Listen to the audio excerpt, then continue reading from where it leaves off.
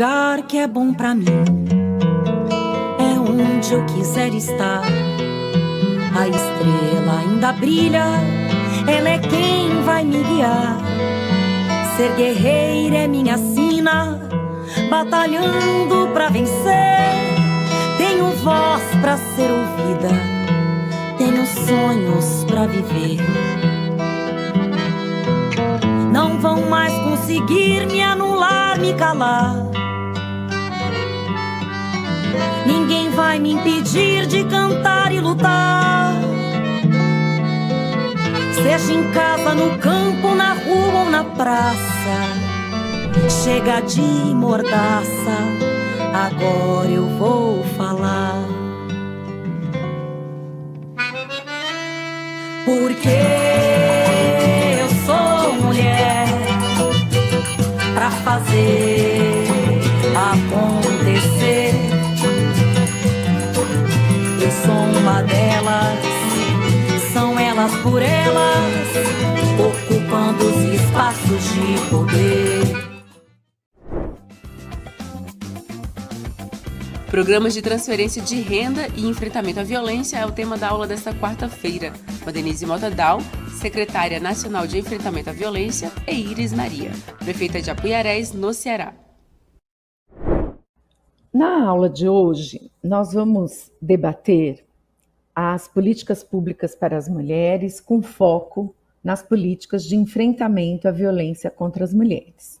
Porém, quando nós falamos de políticas públicas de enfrentamento à violência contra as mulheres, é fundamental que nós possamos recuperar, resgatar a história das políticas públicas para as mulheres, com foco na implementação de equipamentos de atendimento e acolhimento às mulheres em situação de violência, para que nós possamos fazer um diagnóstico e falar dos desafios atuais nessa área.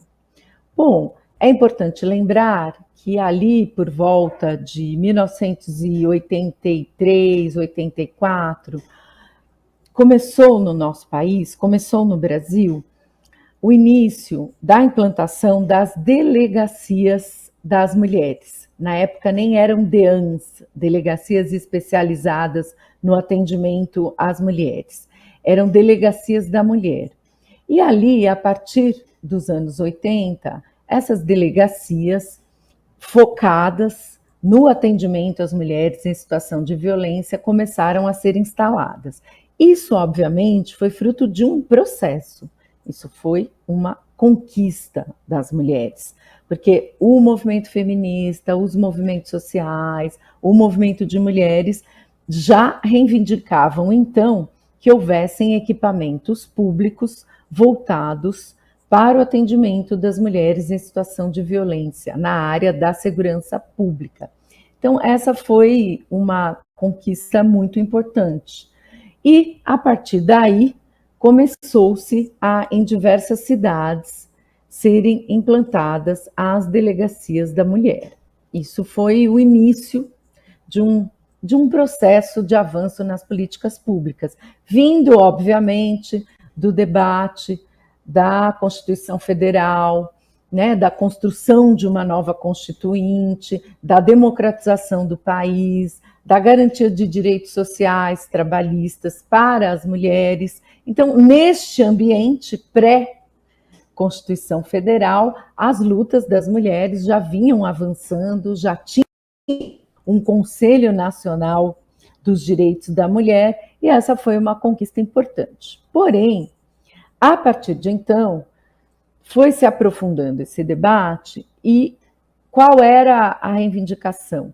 Que as políticas públicas ofertassem, que então garantissem o atendimento social, psicológico e jurídico das mulheres. Não bastava fazer um boletim de ocorrência, não bastava denunciar ou ter uma queixa formal contra o agressor. Era importante que os serviços era importante que serviços específicos fossem instalados. A partir de então, em algumas cidades, começou-se a implantar centros de referência da mulher, CRMs ou CRANs, centro de atendimento às mulheres, com esse objetivo de garantir o atendimento social e psicológico das mulheres.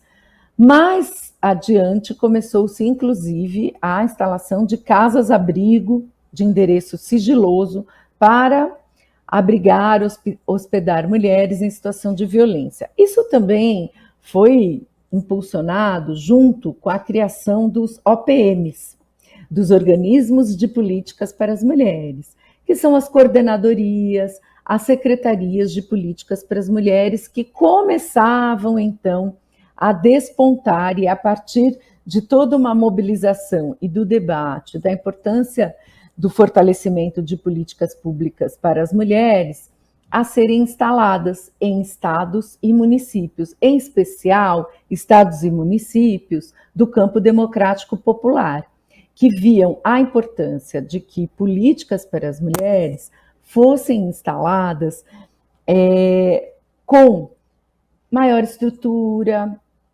orçamento, e que não bastava que a Secretaria Municipal da Assistência Social, ou a Secretaria Municipal de Direitos Humanos, ou da Educação, ou o gabinete do prefeito tivesse uma coordenadoria ou uma assessoria sobre o tema, mas que era importante a criação de organismos de políticas para as mulheres com maior autonomia e orçamento, para que as políticas avançassem de forma mais efetiva.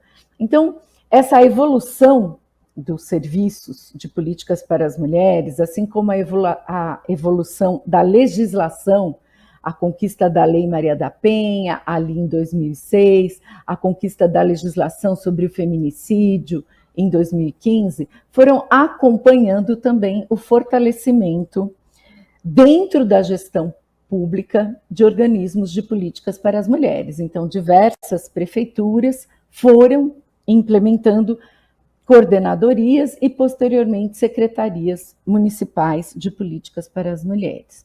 Isso teve o seu auge e um impulsionamento forte quando, em 2003, o presidente Lula implantou a SPM, a Secretaria de Políticas para as Mulheres, com status de ministério no governo federal, e a Secretaria de Promoção da Igualdade Racial, porque são secretarias que têm uma transversalidade muito forte, pensando aí que as mulheres negras estão em uma maior situação de vulnerabilidade e são a maioria das vítimas de violência, criou essas duas secretarias. Isso impulsionou fortemente as políticas nessa área.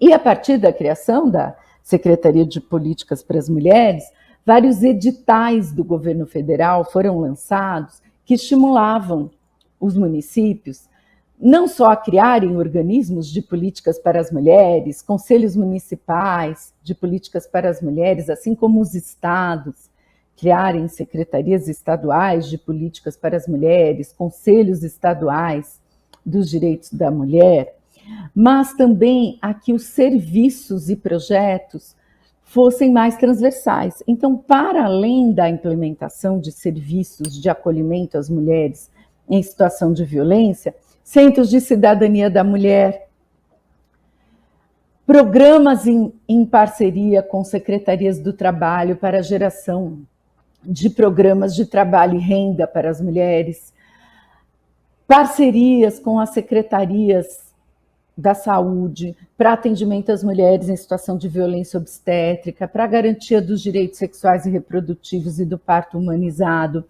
Isso trouxe um empoderamento maior para as políticas públicas para as mulheres, no sentido de que elas tivessem uma transversalidade muito forte. Então, parceria com o trabalho, com Secretaria de Esportes, assistência social, saúde, educação, emprego, renda, participação popular, foram sendo fomentadas. E, nesse contexto, diversos programas e projetos foram sendo implantados e fortalecidos, porque à medida que a Secretaria de Políticas para as Mulheres elaborava editais que os municípios, os estados poderiam aderir, isso foi trazendo um fortalecimento dessas políticas.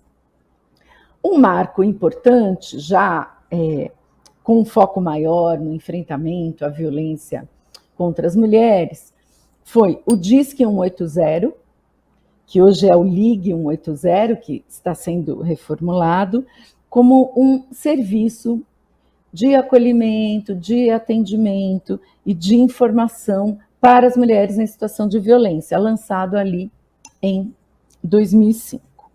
E mais tarde, ali em 2013, o lançamento do programa Mulher Viver Sem Violência, pela presidenta Dilma. O que esse projeto previa? Bom, além do aperfeiçoamento e regulamentação do Disque 180, o projeto previa uma implementação de serviços inéditos no país, que são as Casas da Mulher Brasileira. Essas Casas da Mulher Brasileira, a meta ali em 2013 era a implementação de uma Casa da Mulher Brasileira, no mínimo em cada capital do país, eram inéditas. Por quê? Porque no mesmo local, no mesmo espaço, está sendo garantido o atendimento social, psicológico e jurídico, mas também está ali, instalado no mesmo local, o Ministério Público, a Vara de Defesa da Mulher, a Defensoria Pública, o Tribunal de Justiça, hospedagem provisória de 24 horas. Isso prevê uma parceria com o Sistema Único de Saúde para transporte da mulher, caso ela precise de um laudo, de um exame. Então, toda essa pluralidade de serviços implantados no mesmo espaço.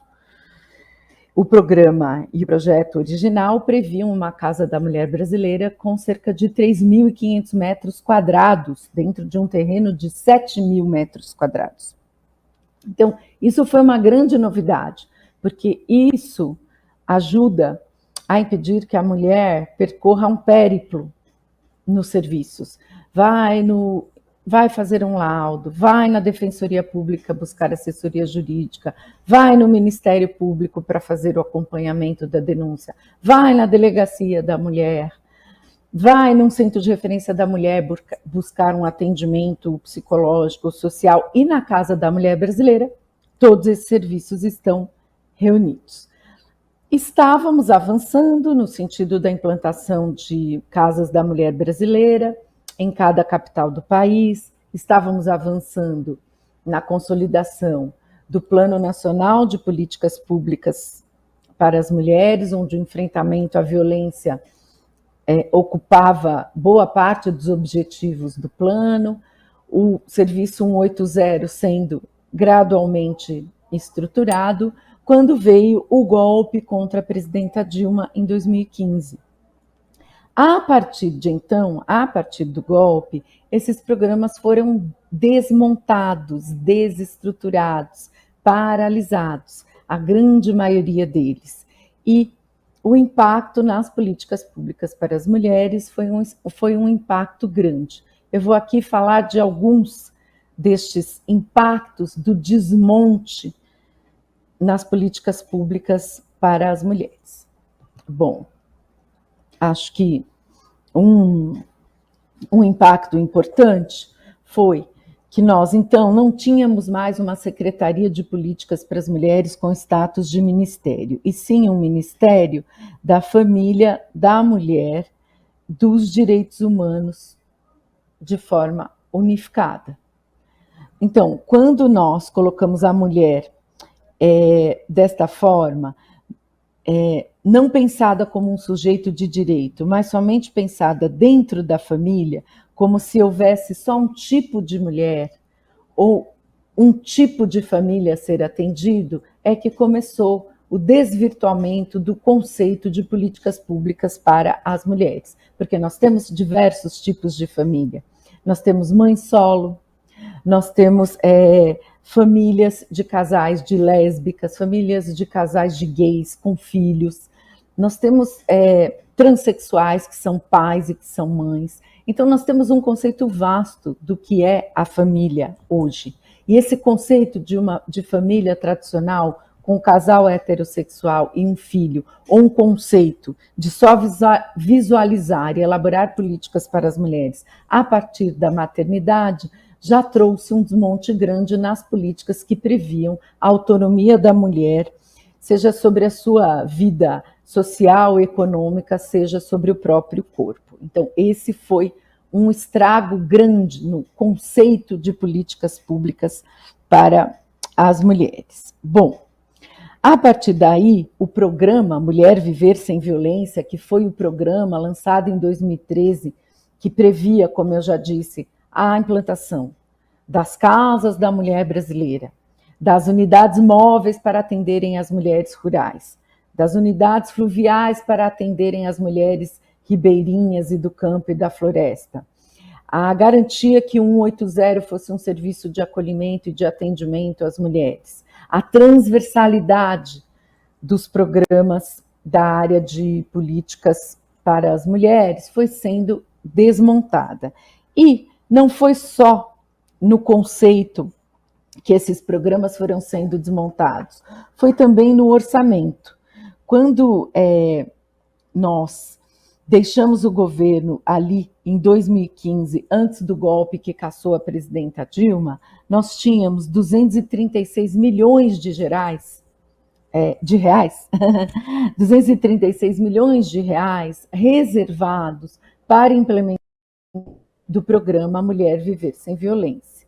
Quando foi retomado o governo, agora, na eleição do presidente Lula em 2022, e que nós iniciamos o governo com a criação do Ministério das Mulheres em 2023, nós encontramos 23 milhões de reais. Já a equipe de transição diagnosticou que nós teríamos 23 milhões de reais para implementação dos programas de atendimento às mulheres, né? Para as políticas públicas para as mulheres, não só para a violência, né? Para o conjunto dos projetos, todos esses projetos transversais que eu citei aqui, caso nós quiséssemos retomar com o orçamento que havia, tinham somente 23 milhões. Obviamente que isso foi mudado.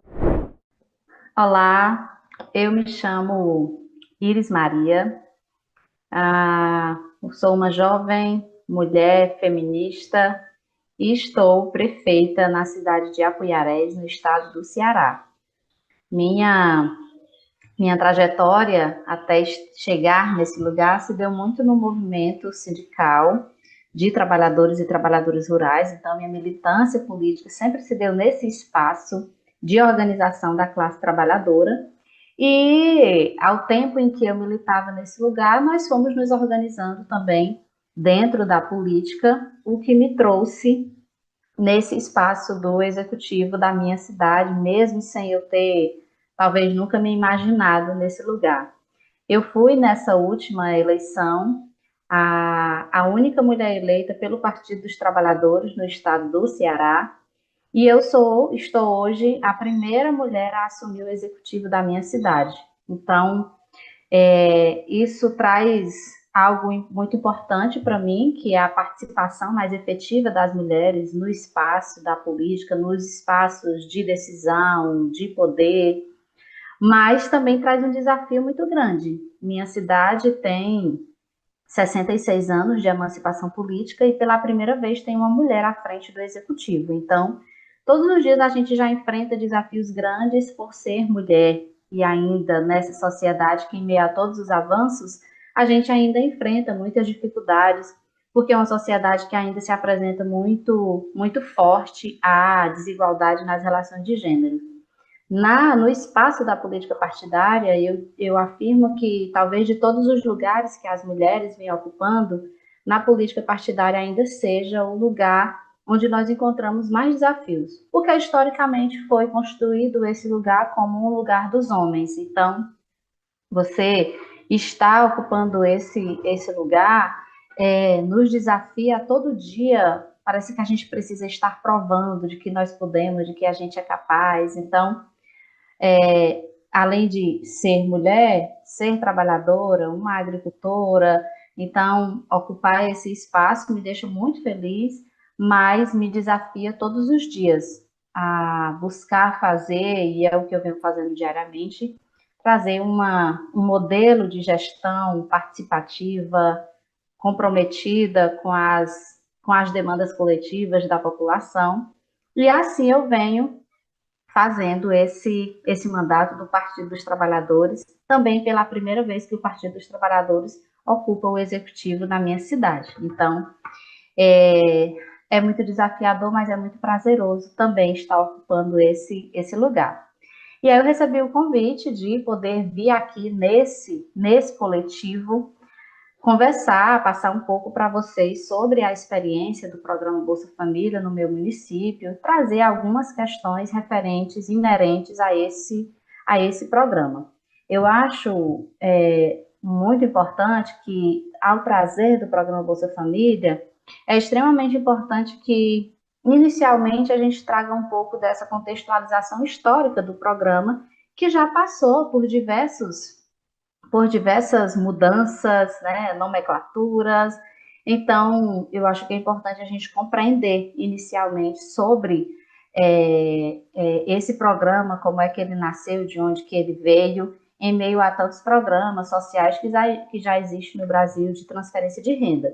Então, o programa Bolsa Família, ele foi criado em 2003, no primeiro ano de gestão do nosso presidente Lula, e ele tinha um objetivo que era de unificar todos os programas de transferência condicionada de renda que existiam no Brasil naquele período.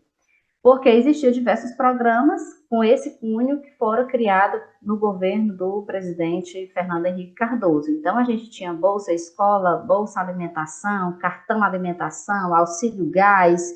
E aí a intenção do governo Lula, naquele momento, era de fato fazer uma unificação desses programas de transferência de renda que já existia, transformando em um único programa, mas que tivesse também um objetivo, né, uma intencionalidade mais clara, fazendo a unificação de todos. Então, daí foi criado o programa Bolsa Família, que além da transferência de renda, ele se apresentou e ele propiciou, na verdade, o acesso às famílias beneficiadas aos serviços de saúde, de educação, a todos os beneficiários do programa Bolsa Família, porque ele veio trazendo algumas condicionalidades no que diz respeito à participação efetiva no programa. Então, para que eu fosse beneficiária, para que eu seja beneficiária do programa Bolsa Família, eu preciso cumprir algumas condicionalidades, e isso me leva a buscar o programa, a buscar os serviços de saúde e de educação. Então, isso proporcionou também uma articulação do programa Bolsa Família com outros programas oriundos de outras secretarias, mais diretamente saúde e educação. Então, todas as crianças e jovens que estão na idade escolar, eles devem estar matriculados, frequentando regularmente a escola, e toda a família deve estar em dias com as questões relacionadas à saúde, à vacinação das crianças. Então, isso foi trago como uma condicionalidade para estar, né, ser beneficiário do programa Bolsa Família. Durante o último governo, o governo do presidente Jair Bolsonaro, nós tivemos uma mudança do programa Bolsa Família, que foi substituído pelo Auxílio Brasil. E não foi uma mera mudança o nome do programa. Na verdade, mudou muita coisa do programa, inclusive tirando essas condicionalidades que se apresenta desde o nascimento do Bolsa Família como uma contrapartida dos beneficiários. Com essa mudança no governo Jair Bolsonaro, acabou essa contrapartida dos beneficiários no que diz respeito a esses serviços de saúde e educação, e que acaba se transformando em condicionalidades para estar beneficiária do programa. Então, com essa mudança, cada família recebia o valor unificado de R$ 600, independente da composição familiar, e sem haver a obrigatoriedade de cumprimento de nenhuma condicionalidade para estar no programa. O que eu avalio que foi algo muito ruim, É porque a gente tinha todo isso, incentivava as condicionalidades da saúde e educação, incentivava as famílias a buscar os serviços tanto de saúde quanto de educação, mas a gente tinha mais facilidade, inclusive, com relação à vacinação das crianças. Hoje a gente já encontra diversas crianças com vacinação atrasada, a evasão escolar aumentou, e aí não foi só fruto da pandemia, é claro que a pandemia também trouxe isso muito forte, mas isso acabou sendo também, não é que foi um incentivo, mas as famílias, elas acabaram não se preocupando tanto em acompanhar os filhos no que diz respeito à educação, porque já não era mais uma condicionalidade de fazer parte do programa. Então, a manutenção do programa Bolsa Família, na minha avaliação, ele é assim, é quase que uma forma de evitar uma convulsão social, entendendo que o Bolsa Família ele tirou 45 milhões de brasileiros da miséria. No meu município, eu tenho um índice alto de famílias em vulnerabilidade social, em extrema pobreza, que desde a sua criação, esse programa veio dando um suporte extremamente importante nessas famílias. Então, é diante desse entendimento que o próprio presidente Lula ele fez a sua última campanha com foco no programa que voltou novamente a se chamar Bolsa Família, agora a partir do momento em que ele assume a presidência do Brasil. Então, retoma-se o Bolsa Família, trazendo novamente essas questões que estavam muito lá no seu nascedouro, essa interligação com os serviços de saúde e de educação. Então, hoje nós temos um novo Bolsa Família, que traz algumas questões que estavam lá quando nasceu em 2003, mas que traz também outras novidades e que os municípios estão, nesse momento, entendendo melhor do programa para ir também dialogando com as famílias beneficiárias. Então, o novo Bolsa Família, ele volta a operacionalizar o sistema de condicionalidades, onde exige a frequência escolar, a vacinação, e ele também tem o foco na atualização do cadastro único e integração com o Sistema Único de Assistência Social, SUAS, com uma busca ativa para incluir quem está fora do programa e a revisão dos benefícios com índice de irregularidades.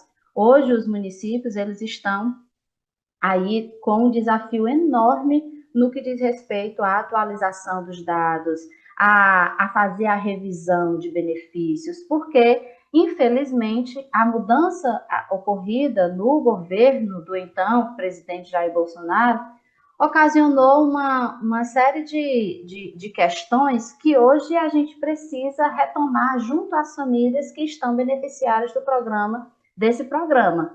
Então, de fazer atualizações, de buscar inconsistências ou irregularidades nas informações, e fazer uma busca ativa para garantir uma atualização dos cadastros. Então, daqui a pouco a gente chega no cadastro único e aí já traz essa necessidade, né, de fazer atualizações a cada 2 anos, porque a composição familiar muda, porque a renda daquela família muda, então em 2 anos pode acontecer muita coisa.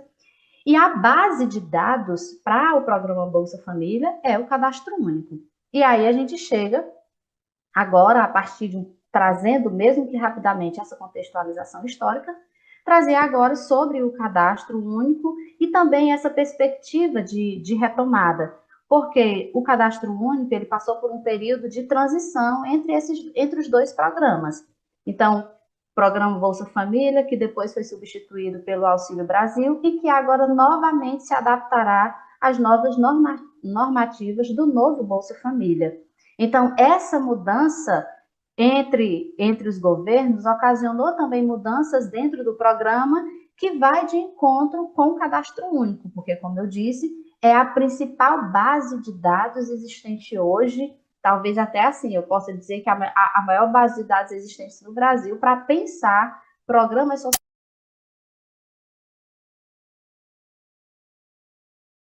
para pensar políticas públicas.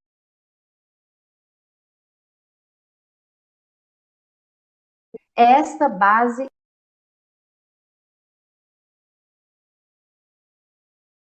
do cadastro único.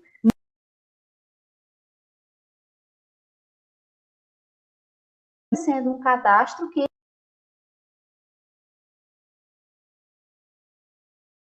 obrigatório.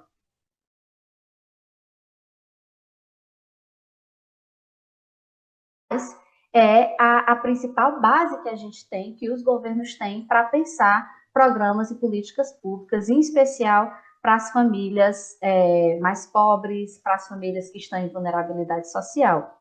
Então, durante o período em que vigorou no Brasil o Auxílio Brasil, não exigia as contrapartidas dos beneficiários no que diz respeito às condicionalidades relacionadas à saúde e à educação.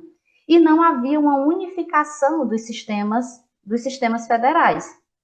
Essa unificação dos sistemas em que você coloca uma informação aqui no cadastro único e se você der uma outra informação lá em um programa, há esse cruzamento de dados. Então, essa unificação dos sistemas federais, ela também não existia nesse período. Então, o sistema ele foi utilizado de modo condicionado exclusivamente ao recebimento de benefícios.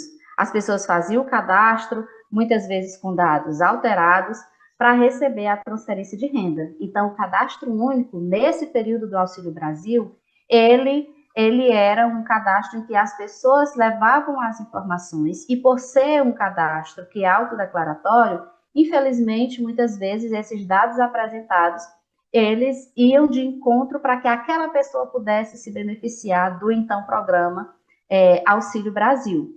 E aí, desse modo, hoje a gente se depara com uma realidade em que, em uma mesma composição familiar, pode ter mais de um beneficiário.